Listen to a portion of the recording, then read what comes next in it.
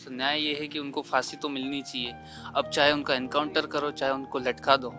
एक लेडी आई थी, वो धमकी देके गए थे ऐसी। एक बार बार उनको पुलिस के पास जाना पड़ रहा है। सर बार बार तो नहीं, एक बार मतलब एफआईआर हुई थी तो पापा ने मेरे को ऐसा बोला था कि मेरे को थाने जाना पड़ेगा, बट ऐसा नहीं बोला था कि वहाँ पे बिठाएंगे बिठाएंगे ऐसा।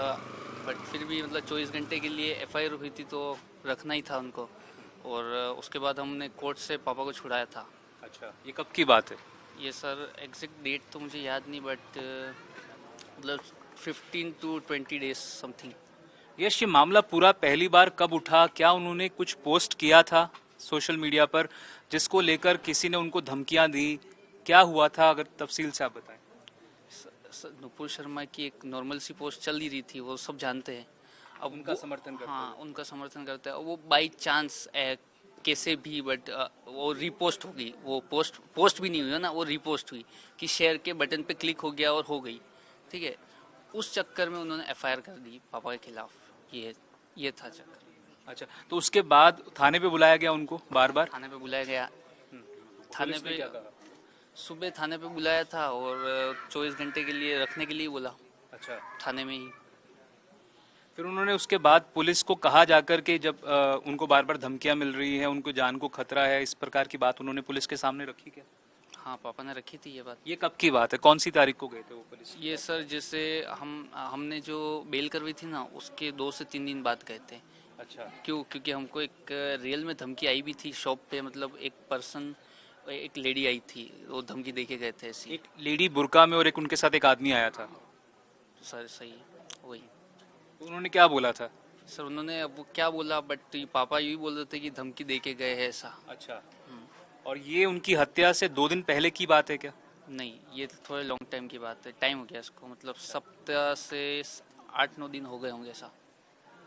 यश, जिस तरह से वो वीडियो सामने आया है जिसमें वो 2 लोग जो हैं वो बात कर रहे हैं, एक तरह से इस बात को लेकर अपनी वो शान समझ रहे हैं, जैसे कि जिस तरह से उन्होंने मारा है, तो क्या ये लोग, आपको कुछ पता लगा था कि पहले से यहीं यहीं के लोग हैं, कहाँ से आए हैं, कुछ इस बारे में जानकारी पता लगी? सर ये लोग यहाँ के तो नहीं लग रहे मुझे। क्योंकि उनको मालदा स्ट्रीट तक बोलना नहीं आ रहा है उनको। वो मालदा स्ट्रीट को मालदा स्टेट बोल रहे हैं। तो क्या समझे हम, ये वो यहाँ के लोग तो नहीं लग रहे हमें। पर जिस तरह से धमकियां मिल रही थी, क्या आपको लगता है कि अब तक जितनी गिरफ्तारियां हुई हैं उससे ज्यादा लोग इस मामले में इन्वॉल्व हो सकते हैं? एक कोई ग्रुप की बात कही जा रही थी, कहा जा रहा था कि कम से कम 20-25 लोग इन्वॉल्व हैं। क्या लगता है आपको इस बारे में? सर मैं भी इन्वॉल्व हो, कुछ कह नहीं सकते इसमें अपन।